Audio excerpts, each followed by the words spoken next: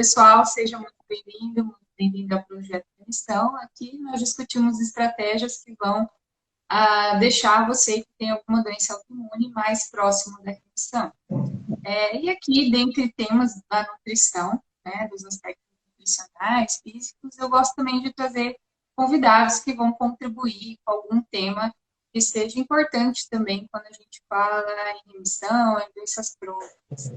E o tema de hoje, ele é sobre espiritualidade, né? Cada vez mais a gente vem vendo pesquisas no Brasil, fora do Brasil, sobre essa temática, né? Estudando a espiritualidade no que diz respeito à nossa saúde e também no combate, né?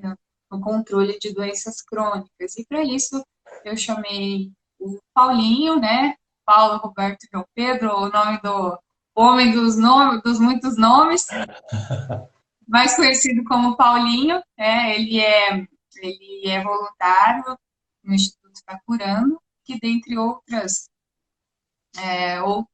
trabalhos também trabalha com pessoas em situação de doença crônica e hospitalizadas. Boa noite, Paulinho. Obrigada por você ter aceitado o convite. Eu sei que na sua agenda aí de tantos trabalhos voluntários, vida pessoal, profissional, uma loucura. Fico feliz de você ter aceitado e contribuir com a sua experiência nesse quesito. Muito obrigada. Boa noite, Tarles. Boa noite, pessoal. Eu que fico muito feliz pelo convite, né, por você ter lembrado aí do trabalho que é desenvolvido, né, por todos os voluntários do Instituto Tá Curando. E eu quero te parabenizar por esse trabalho tão bacana que você desenvolve, com essa preocupação que você tem com o bem-estar das pessoas. E o tema que você propôs, eu achei fantástico, né? Poxa, fé e espiritualidade nas doenças crônicas. O que toda pessoa deseja, né? Primeira coisa que vem na mente quando a gente vai pedir alguma coisa, desejo saúde, né? Eu quero ser saudável, quero ter saúde. Mas partindo do princípio da saúde, né? O que é uma pessoa saudável? Estar saudável, né?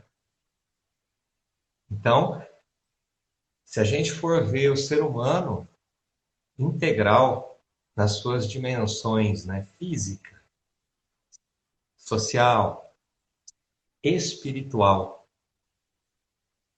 né? Se todas essas dimensões estiverem em equilíbrio, nós podemos considerar que aquela pessoa está saudável, né? E quando eu peço alguma coisa, quando eu desejo em forma de oração, por exemplo, pressupõe que eu acredito, né, naquilo que eu tô me conectando para pedir. Então, alguns vão chamar de Deus, outros vão chamar de, né, dependendo da sua crença, né? Então, essa questão da fé relacionada ao caminhar da pessoa pela vida, né? Então, primeiro vamos entender o que seria a fé, né? Estado ou atitude de quem acredita ou tem esperança em algo. Isso seria uma definição de fé. E eu fico pensando, a questão da espiritualidade, né? Como você colocou na chamada ali.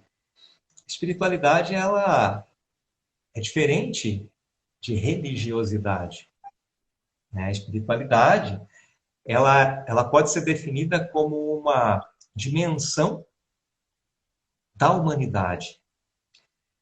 E ela pode ser expressa, né, por meio das crenças, dos valores ou práticas, né? E ela representa sempre uma busca por conexão e transcendência, né?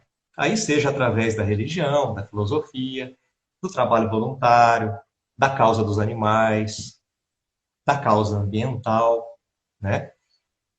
Desde que essa busca seja por algo que a pessoa considere sagrada. Aí está um aspecto, né, da religiosidade.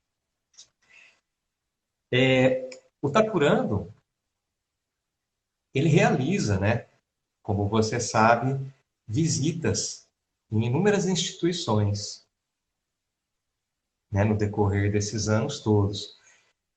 E a gente acaba sempre se deparando com elementos de dor, de sofrimento, por vezes psíquicos e outras vezes causas físicas mesmo, né? E o que a gente observa é que tudo começa no pensamento. Quantas vezes que nós encontramos pacientes na UTI, cujo o diagnóstico grave, prognóstico péssimo, e a pessoa demonstrava um bom humor, uma tranquilidade dentro do possível. E em outras situações que a gente acaba se deparando com casos bem mais amenos, aonde estava presente a negatividade, aquele pessimismo, né?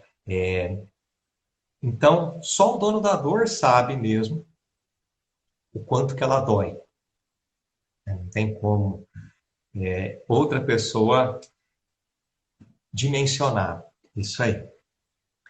E essa questão, ela demonstra que tudo nasce do pensamento, né?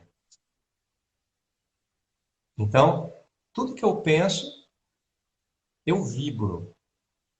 E dependendo da faixa vibratória que eu consigo vibrar, isso vai ter um efeito direto em como eu vou lidar com as minhas questões físicas, com a minha doença, né? Com a minha busca pela saúde. E os pensamentos, muitas vezes, eles podem alimentar, né, emoções que são destrutivas, né, que vão piorar esse quadro de saúde. E entre as formas de atuar para alterar essas emoções nas nossas visitas, sabe o que, que a gente percebe? Uma das coisas, que a leitura é um fator de extrema importância.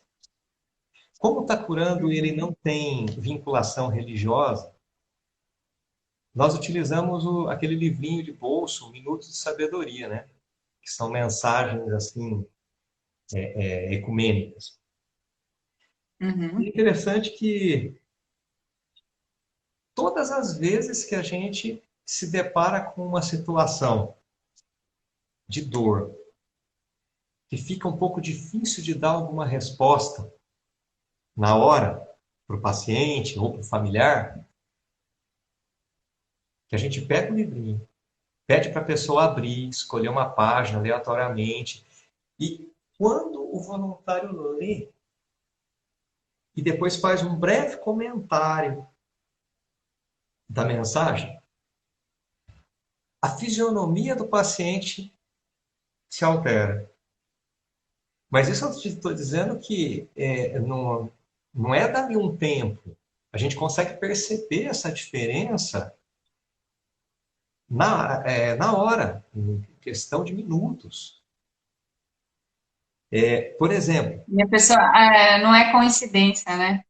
A não, pessoa, às vezes, mais incrédula, acha que é coincidência, mas a gente, cada um recebe exatamente aquilo que precisa, né? E na medida que precisa. E eu gosto muito também desses livrinhos, justamente por por conta disso, né? Faz a gente, nossa, mas como que veio a mensagem tão certa, né, nesse momento, né? Como que tem tudo a ver com o que eu estou precisando ouvir ou me ajudar a tomar uma decisão ou coisa assim. E isso que você disse é tão exato que domingo passado nós fomos fazer um trabalho voluntário no Santuário Ecológico.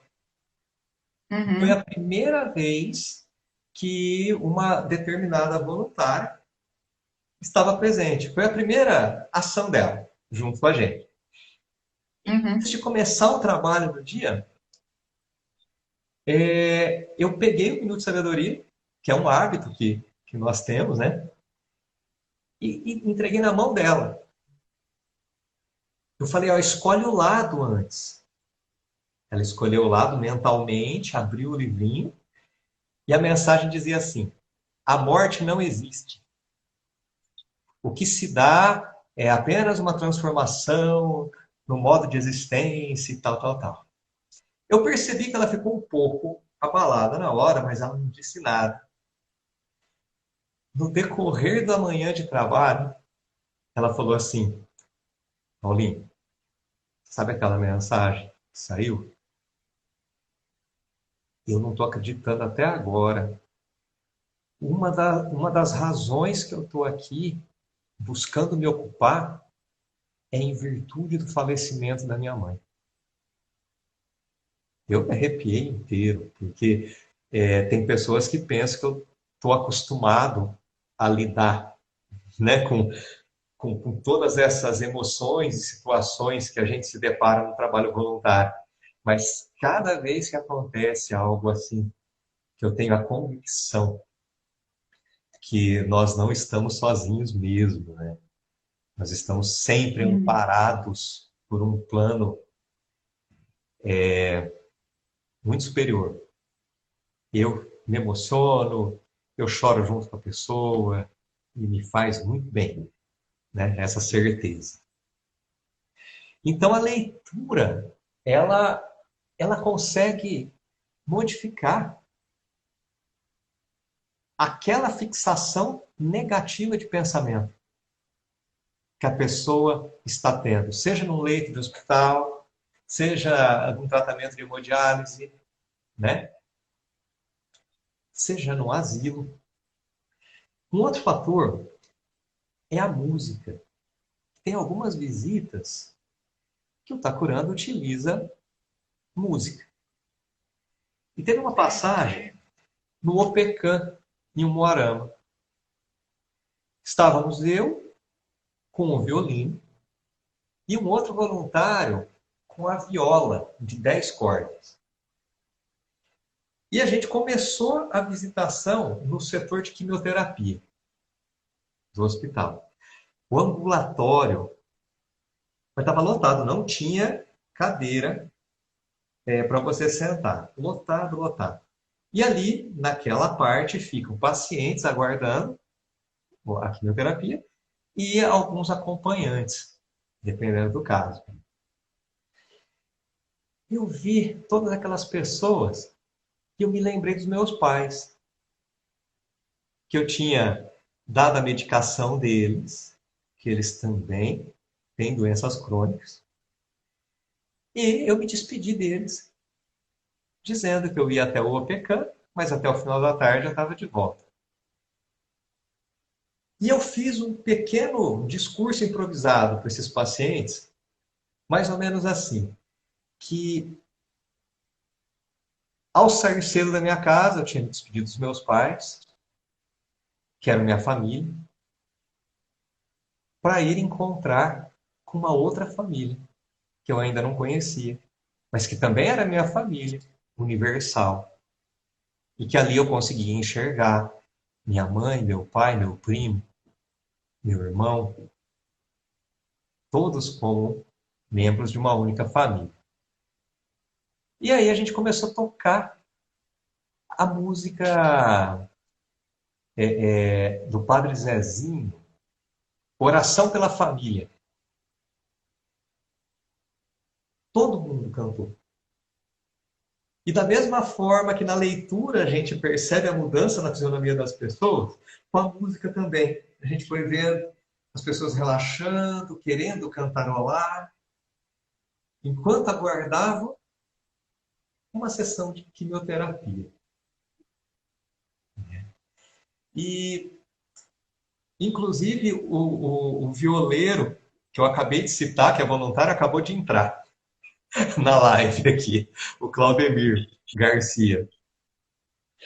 E nesse momento ali, a gente pôde perceber as pessoas se olhando, uma para a outra, né, uma ao lado da outra ali, agradecendo a música que a gente tinha terminado de tocar, as palavras. E aí nós entramos efetivamente para a hemodiálise, ou para a quimioterapia. Tinha uma senhora sozinha num dos quartos, recebendo o tratamento, e eu estava vestido de mosqueteiro, de D'Artagnan. Eu passei pela porta, eu escutei ela dizendo assim: Eita! Eu voltei. Ela falou: Eu posso tirar uma foto com você? Você vai tocar para mim? Eu falei: Vou. Ela falou: Meu Deus, que alegria! Quando eu era menina, era costume onde eu morava ter as serestas. E eu nunca tive uma, porque eu morava no sítio. E hoje eu vou ter a minha primeira serenata. Aí a enfermeira veio, filmou eu tocando o violino para ela, tirei uma foto com ela. E naquele momento, com certeza, o estado mental dela foi modificado. Ela não estava mais apegada ao câncer, à quimioterapia. Por breves momentos, mas Sim, é possível haver essa mudança de frequência. a música faz isso, né? Tem aquela experiência do, eu acho que é Masaru Emoto, aquele que ele coloca uma música e ele coloca um microscópio na água. E na água ele consegue ver a modificação ali, o formato das moléculas e qual a conformação que essas moléculas tinham de acordo com a música que estava tocando, né? Essa experiência ela é sensacional, acho que para quem não conhece ainda, coloca aí no YouTube. Eu acho que é Masaru Emoto o nome do japonês que realizou essa experiência. E ele coloca lá a música clássica e a gente consegue ver a conformação dos cristais de água ali e outro com um outro tipo de música de diferente sintonia energética, né? E depois, Paulinho, eu vi que teve uma professora aqui no Brasil que ela traduziu essa experiência para alguns alunos. Ela era uma professora de educação infantil e ela quis passar uma mensagem, né, sobre o que a gente diz para as pessoas, né, acho que era sobre bullying, se eu não me engano, como que isso era negativo, né, ridicularizar ou falar palavras negativas para o coleguinha deles. E ela fez a experiência do grão de arroz. Ela pegou 2 copos com um grão de arroz, com água, e um grupo foi lá, as crianças foram lá e falavam palavras boas, né? Amor, solidariedade, amizade. E pro arroz. E no outro arroz eles falavam palavras ruins, negativas, de baixa vibração. E aí eles foram analisando como esse arroz se comportava com o passar dos dias e das semanas. E daí lá, o grão de arroz, eles viram que, comprovaram ali que o grão de arroz que ouviu as palavras ruins apodreceu muito mais rápido que o outro. Né? E eu achei sensacional a professora traduzir essa mensagem, né? Na vivência das crianças, né? Eles puderam ver ali por A mais B como que as palavras, os pensamentos, né, que a gente emana para as outras pessoas pode soar negativo ou positivamente, né, na saúde física e mental dela. Sim. É muito bacana essa experiência. E aí, né, Thales, a gente fica pensando, né? Por exemplo, é isso que você disse é ciência. É ciência. É ciência. A Uhum. ciência, ela já demonstra isso, né? Que nós somos energia e que essa energia ela vai reverberar das mais variadas formas, né?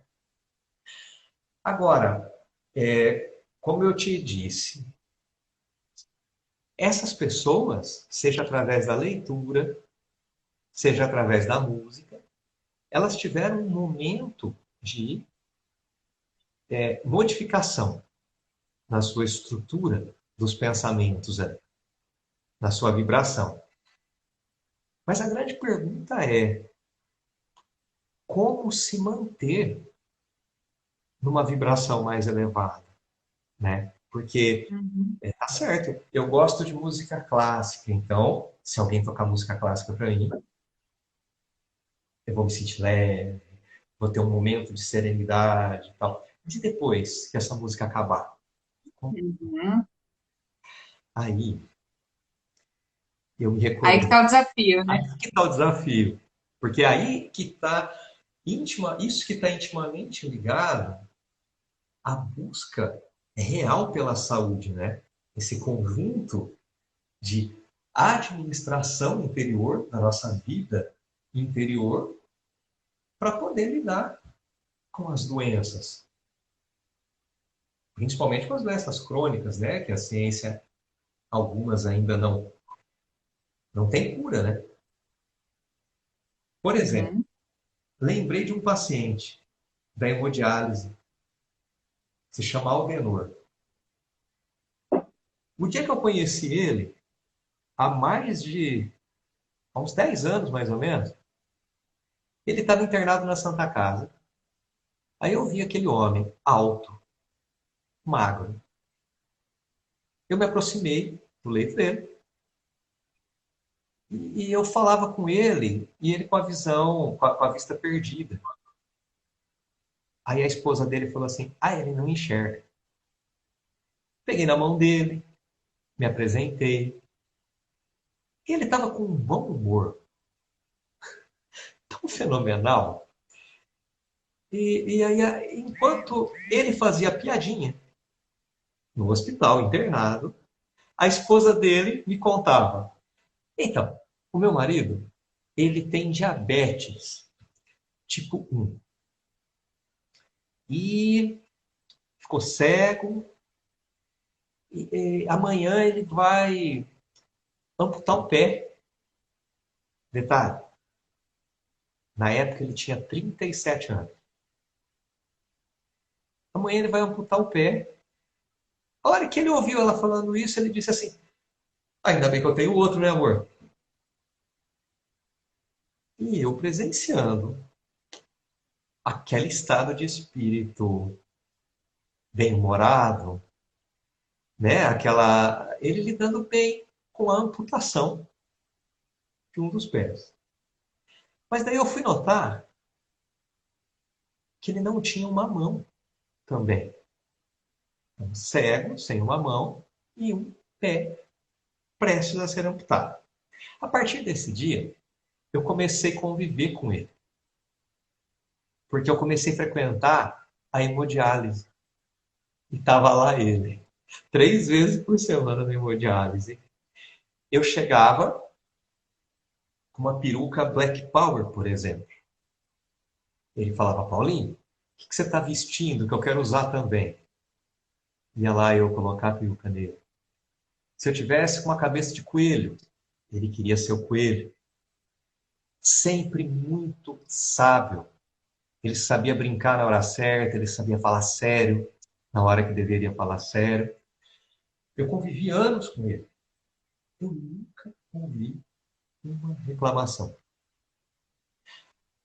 Aí, não sei se você se recorda que nós fomos levar água mineral lá para Minas Gerais, quando rompeu a barragem, né? Quando eu voltei de Minas Gerais, eu fui visitar ele na casa dele. ele todo feliz, dizendo que o sonho dele era poder ter ido junto comigo para distribuir água.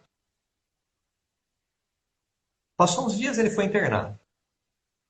Eu cheguei lá tentando enganar ele, modifiquei minha voz.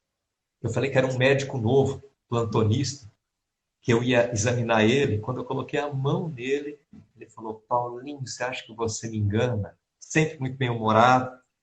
Aí passou um tempo, ele me pregou uma peça. Ele pediu para uma pessoa dos Vicentinos entrar em contato comigo, não dizer que era ele, e dizer que era uma pessoa que estava com uma depressão profunda na cama. E se eu não poderia ir lá para tocar uma música, ler uma mensagem, conversar um pouquinho para tentar ajudar essa pessoa. E eu fui.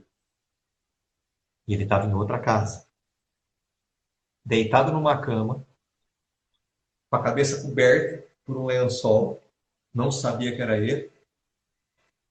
Fui chegando perto dele, de repente ele tira o lençol, rindo, se matando de rir, dizendo: Te peguei, eu sou cego e você não me engana, e você enxerga e eu consigo te enganar. Era o dia do aniversário dele. Foi a forma que ele fez para me convidar para uma festinha. Com dores, diante de uma pobreza econômica. E ele e a esposa dele, vivendo um amor que, se procurar bem, pode ser que encontre nos filmes. Eu fui privilegiado de ver isso e conviver com uma pessoa com uma doença crônica e que conseguia se manter a maior parte do tempo motivado pela fé. Isso ele verbalizava para mim. Ele dizia: Paulinho, sabe de uma coisa? Sabe o que eu vou fazer quando eu morrer? Oh, olha que colocação, que pergunta. Sabe o que eu vou fazer quando eu morrer? Quer dizer, ele vai fazer alguma coisa depois que ele morrer? Ele tinha certeza que efetivamente a morte não existe. E a boa convivência familiar que ele tinha com a esposa dele, principalmente, era um dos fatores que fazia com que ele soubesse conduzir essa situação da melhor forma possível. E o outro fator, a fé, que a vida não acaba, que existe outra forma de estar vivo. Ele faleceu depois de um tempo. 3 dias antes dele falecer, ele estava no oxigênio,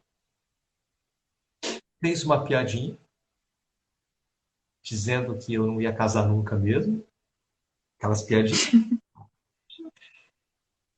Na sequência, ele aproveitou essa piada para contar a história do casamento dele, de quando ele ainda enxergava e queria ser pai.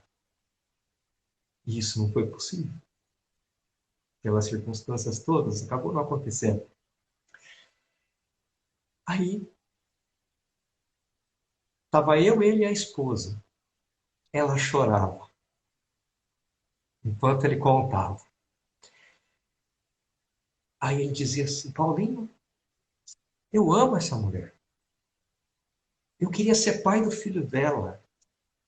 E acabei me tornando o filho dela. Que ela cuida tão bem, com tanto amor. E aquele ambiente de emoção, né, de algo tão lindo, tão sublime, ele encerrou nossa conversa assim: quanto menor a casa, maior o sorriso. E eu fui embora com essa frase martelando dentro da minha mente. Quanto menor a casa, maior o sorriso. 3 dias depois, eu estava no velório dele. Sem exagero nenhum. O semblante dele era de paz. Era um semblante de quem tinha a consciência tranquila, apesar de uma existência inteira de doença, amputações, Sofrimento. dor e sofrimento. Uhum. As duas coisas que eu consegui captar de todas as lições que ele me passou foi boa convivência familiar para se enfrentar doença crônica, fé como um valor humano e humildade, que era o que ele tinha de sobra. Ele era dono de uma humildade muito grande. E a última frase dele, inclusive, foi relacionada à humildade. Quanto menor a casa, maior o sorriso. Puxa, quantas vezes eu me perguntei, se eu desenvolvesse ou tivesse nascido com uma doença crônica, será que eu teria, né, toda essa presença de espírito? Porque não é simples, não é algo comum que a gente encontra por aí a todo momento. Uhum. Não é. Mas o que fica dessa história é que é possível. Porque alguém do nosso lado realizou isso. Ele viveu muito bem, dentro das limitações. Uhum. Sim. Até tem aquela frase, tem uma frase que uma vez uma amiga me disse, eu acho que eu tinha uns 15 anos. E na época era por um motivo, né, que hoje eu olho como, né, pequeno, né, mas que me serviu como em outro momento da minha vida como num momento grande, vamos dizer assim, de grande necessidade. Ela falou que nenhum fardo é tão grande que a gente não pode carregar, né? Nenhum fardo é tão grande. Cara, essa frase, assim, eu acho que é. Aí, você se emocionou, eu emocionei também. É, eu acho que é a frase que eu rege a minha vida. Assim. E eu acho que quando a gente ouve casos assim como esse, é o que, que faz a gente pensar isso aí que você falou, né? Como que eu lidaria, como que seria se fosse comigo, né? Sim, E eu acho que a gente tem que olhar desse jeito mesmo, né? Como que eu lidaria e como que seria eu carregando esse fardo. Mas o fardo que é me dado é só o que que eu consigo carregar. E o que você é dado a você, você consegue, né? E aí vai muito a questão da resiliência e aceitação, né, Paulinho? sim. Como que é essa questão, assim, como que você olha essa questão dentro de uma pessoa que tem um diagnóstico de uma doença crônica, incurável, etc. e tal, e tudo que vem com isso, toda essa bagagem. Bom, partindo do princípio, Tardes, da natureza do ser humano. Vamos pensar nisso. Qual é o propósito do ser humano? De todo ser humano, sem exceção, o objetivo maior é desenvolver valores e virtudes para se tornar verdadeiramente humano. Esse é o objetivo da vida, né? Porque se a gente sair fora disso, a gente vai estar vivendo no paraíso perdido. Uma baita de uma ilusão. Então, a gente tem inúmeras situações para desenvolver no contato com a doença minha ou dos outros esses valores e essas virtudes, né? E tendo em vista essa grandeza que o ser humano está destinado a desenvolver, nenhum problema é maior que o ser humano. É impossível ser. Por mais que existam momentos que não seja muito fácil de enxergar isso, porque efetivamente não é. Para quem está no contexto, Uhum. mas a partir do momento que a gente desenvolve, aos poucos, uma consciência um pouco mais ampla, uma visão espiritualizada, essa dimensão espiritual do ser humano se reconhecer como um ser espiritual numa experiência e aprendizado físico, em contato com a matéria. O problema, a doença, ela vai ter um valor um pouco menor diante dessa grandeza, que é a destinação final e maior do ser humano. Então, nenhum problema é maior que o ser humano. Eu vi que aqui na live tem uma ex-paciente. Ela entrou aqui, a Cauane. Ela escutou toda a história do Aldenor e ela conheceu o Aldenor. Uhum. E a Cauane, ela dialisou durante anos, muito jovem. Inclusive, eu conheci ela no primeiro dia de diálise dela. Jovem, bonita, cheia de sonhos. Quantas vezes eu presenciei ela passando mal, pressão arterial alterada. Tem hora que não pode beber muita água, não pode comer sal. Estou com sede e não posso beber água. Imagina. Imagina eu não poder beber água, gente. Né? A Cauã, É. ela transplantou. Ela transplantou. E ela está aí. Muito bem. Quantas vezes que ela participou das nossas visitas totalmente ativa, conectada à máquina, dialisando e cantando. Outras horas dançando. Teve um dia, alguns dias foram, que não era o dia dela dialisar, que ela ia junto com a gente fantasiada para visitar os companheiros dela na hemodiálise, né? E assim, tá difícil eu me conter pelo que eu estou sentindo dentro de mim, de alegria. Porque acabou de entrar agora há pouco também na live o Edivaldo, que morou em Jussara há anos, que enquanto esteve aqui foi voluntário de Itacurana, numa cadeira de roda.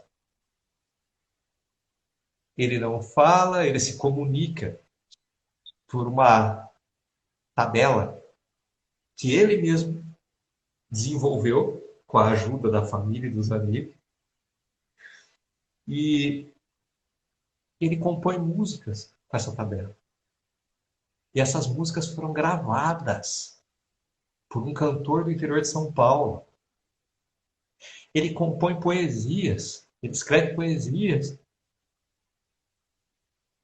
mas ele não verbaliza a fala. Ele não anda sozinho. Ele sente. Sente, ele está aqui, ouvindo tudo isso que a gente está dizendo.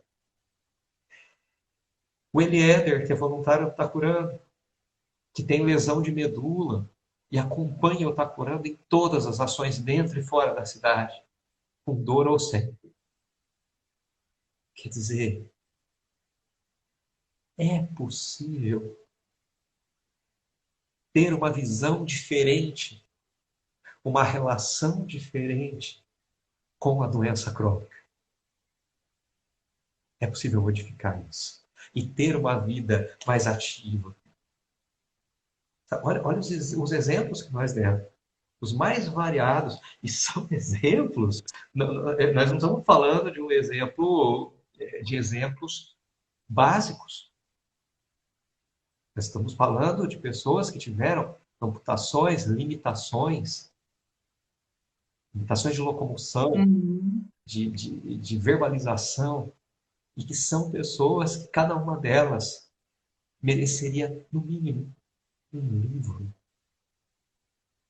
para ficar registrado, para a gente poder olhar a vida com mais doçura, mas principalmente com mais movimento. E valorizar, né? Porque você falou da hemodiálise aí, quando eu fiz a primeira pós-graduação que eu fiz em nutrição clínica, eu fiz meu TCC com hemodializados. E aí foi quando eu tive contato com esse público e tudo mais. E aí eu tive essa questão da água, né? E isso me pegou de não poder beber água. Isso, assim, nossa, eu lembro que me pegou muito forte, além de toda a restrição alimentar que eles têm, né? Mas essa questão da água, para mim, eu senti assim, nossa, porque eu sempre tomei muita água, né? E eu pensava assim, gente, como que é você querer beber água e não poder, né? Você tem que se limitar ali 500, 300 ml de água por dia. E hoje, quando eu atendo uma pessoa, não, fora dessa situação, numa situação qualquer, eu falo, né, quando a pessoa tem dificuldade de tomar água, não gosta de beber água, né, eu penso assim, nossa, como seria se você não pudesse tomar mais que meio litro de água por dia? Né? O valor que isso tem, né? Sim. O valor de tomar um copo de água. O valor de tomar um copo de água, que quando a gente pode tomar à vontade, muitos recusam, porque Exato. não conseguem entender que só a falta da água vai fazer ele valorizar isso daí. Não, eu vou levantar, mas se eu tomar muita água, eu vou ter que ir muito ao banheiro. Que bom que você vai ter que ir muito ao banheiro. Bom, É um sinal que seus rins estão saudáveis e você está tudo certo com você, né? então, é tanta coisa que nós temos para agradecer, né? Uhum. Esses dias tinha uma tia minha visitando a gente aqui. Ela é um barato, ela é alto astral, tal. E ela tem o hábito dela da oração, que eu acho lindo, sabe? Então ela tem os horários certinhos, assim, ela é disciplinada com o momento de oração dela. E é interessante que ela sai da oração, Sim. ela, ela sai também diferente, mais leve, Energizada. nada. E, e eu olhando ela com esse hábito lindo e pensando, nós ainda, todos nós ainda precisamos dessa disciplina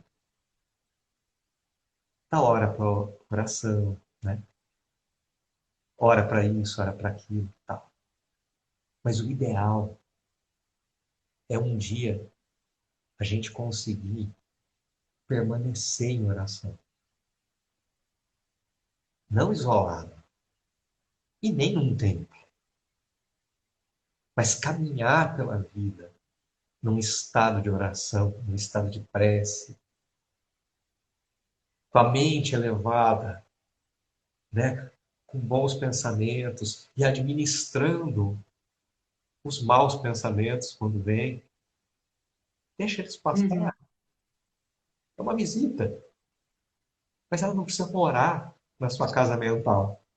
Deixa ela passar por ali.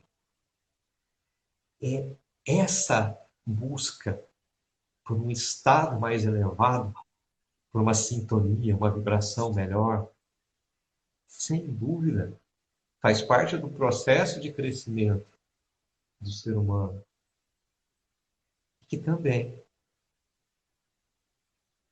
vai minimizar os efeitos provocados pelas doenças. E um dia eu tenho as minhas certezas, né, que reverberam muito profundamente em mim. E uma dessas certezas é que o mundo que nos espera é um mundo feliz, é um mundo de paz. Mas depende da gente. Depende da gente viver essa felicidade, viver esses momentos de paz dentro da realidade e do convívio com as dificuldades.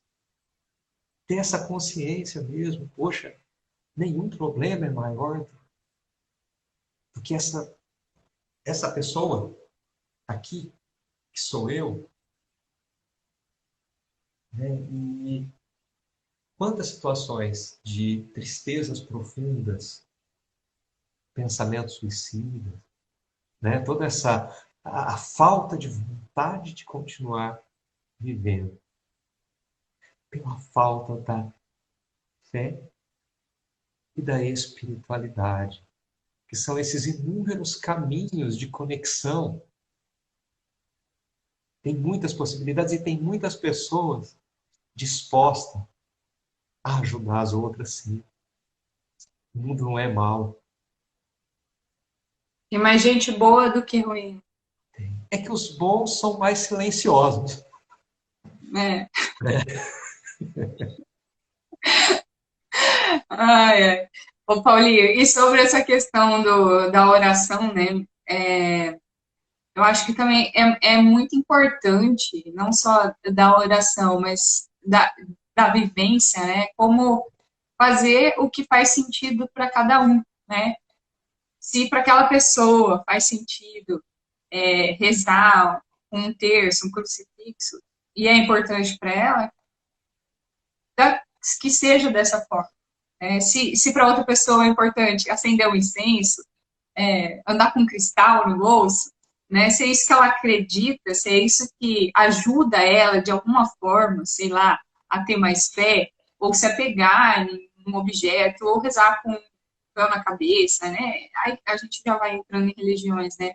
Mas é fazer o que faz sentido, fazer o que te faz bem, que te aproxima de Deus, ou a forma como cada um acredita nisso, né? Sim. É, Fazer o que sente sentido, né? se for diferente disso que você disse, a gente vai esbarrar no preconceito, que é, eu acho que das doenças que a gente poderia citar, preconceito crônico, eu acho que ele é o pior. Ele é o É. pior. O preconceito religioso, o preconceito com relação a etnias, a orientação sexual, ao que quer que seja, o preconceito, ele adoece quem carrega ele.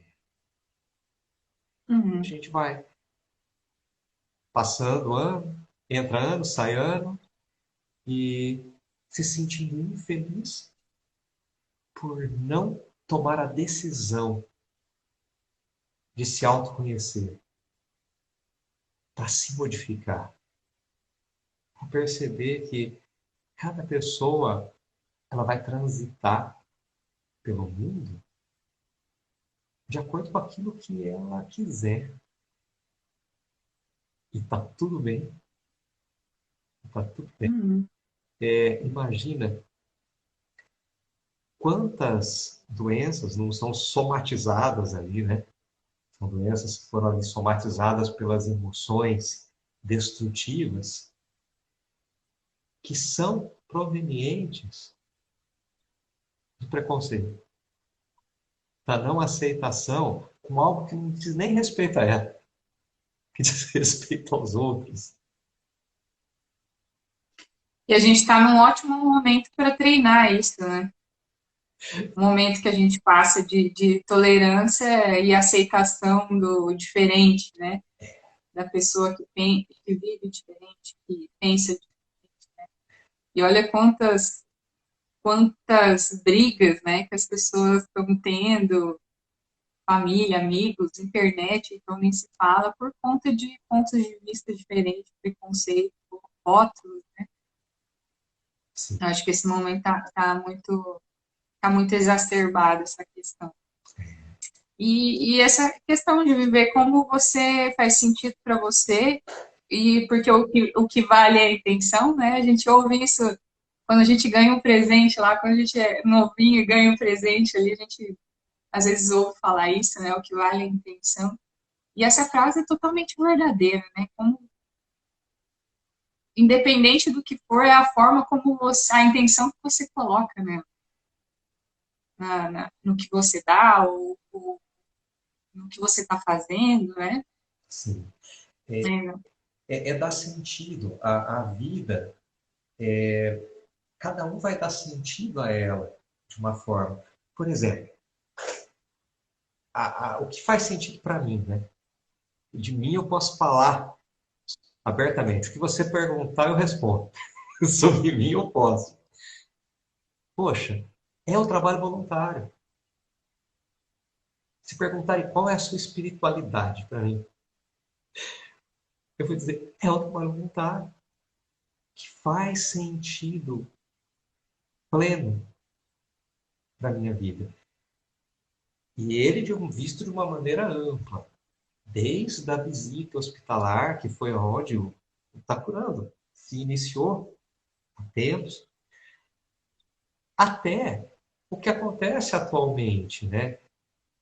Que é a escola de valores humanos, a questão ambiental, que nós estamos olha, profundamente. só para explicar aqui para quem às vezes não te conhece, né? O Paulinho, ele está com o Instagram do Instituto, está curando, que ele vai explicar exatamente o que faz, né? Então, dentre esses trabalhos que eu chamei ele para falar sobre essa questão de trabalho com doenças crônicas, que eu acho que agora está paralisado, né, Paulinho, por conta da pandemia, Algumas. essa parte de educação, né? Mas você quer falar mais sobre o Instituto, o que vocês fazem, de que forma vocês aceitam ajuda? Quem quiser seguir aí, @tacurando. Curando. O Instituto Está Curando, ele tem 10 anos, né, de atividades e nós realizamos visitas hospitalares, a asilos, clínica de hemodiálise, a paz. E dentro desse contexto tem várias assim vertentes de ações, né? O Tá Curando, ele recentemente ele começou a montar um espaço de terapias integrativas, porque no decorrer desses anos visitando pessoas, a gente foi percebendo que a visita sempre foi positiva, que deve continuar, mas existe algo a mais, que é um acompanhamento, a possibilidade de um acompanhamento continuado. Então, nós vamos iniciar agora, daqui mais umas semanas, o atendimento psicológico, a aplicação de reiki, a yoga, grupos terapêuticos para trabalhar o luto. Tudo gratuito para públicos específicos em vulnerabilidade econômica.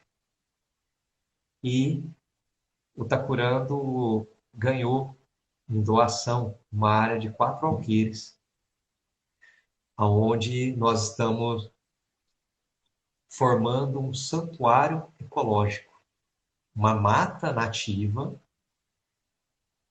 onde serão realizadas inúmeras atividades de educação ambiental. E no coração desse santuário, a Escola de Valores Humanos, que nós vamos utilizar a filosofia, a psicologia e outras áreas do saber com o intuito de desenvolver, auxiliar no desenvolvimento de valores e virtudes. E sempre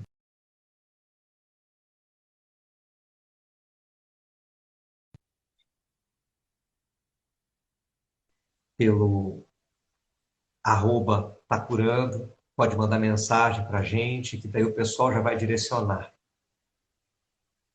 Vou, vou marcar aqui. E voltando na questão do sentido, né? E tudo isso que eu resumi do Tá Curando é o que faz sentido para a minha existência. Então, quem me conhece há mais tempo pode se recordar que eu tinha uma rinite crônica e infecção de garganta, sempre. Era impressionante. Era uma atrás da outra. E eu achei interessante que depois que eu comecei a me entregar para o trabalho voluntário, com bastante abertura para aprender com o sofrimento, com as dores, com as alegrias, eu não me lembro de ter tido infecção de garganta. É a parte energética, que diz respeito à mudança do comportamento, principalmente o que eu cultivo nos meus pensamentos, né? Então, a fé e a espiritualidade, ela vai movimentar você interiormente, que é onde está a nossa verdadeira vida. A vida interior é essa, né? Íntima.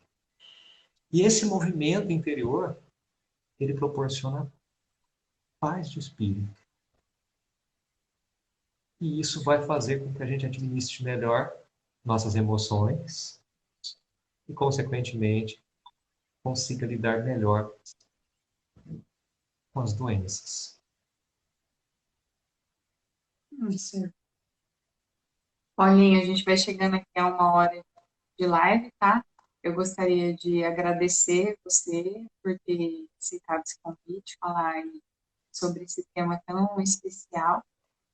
E dizer que vai ficar gravado aqui para quem não assistiu ao vivo aqui, então vai ficar gravado e vão ter disponibilidade de assistir posteriormente.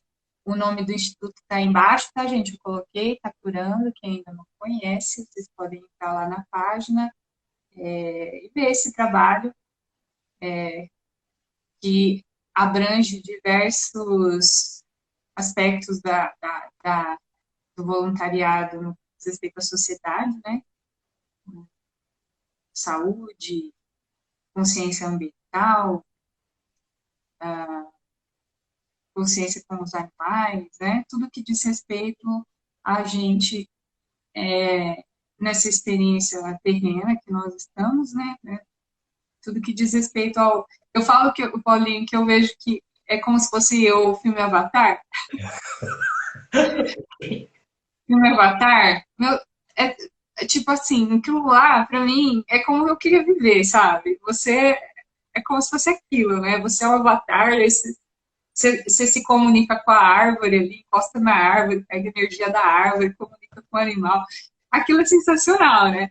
Eu acho que talvez lá o santuário passe essa ideia pra gente, né? Como se fosse um avatar ali, a conexão com o todo, né? Tudo. Sim. Fechou? Eu adorei adorei a sua colocação. E é bem isso mesmo, né? E essa conexão é o que a gente busca, né? Ainda de forma tímida, né? Porque temos aí Uhum, sim. caminho muito grande, mas a ideia é essa conexão como um todo mesmo, né?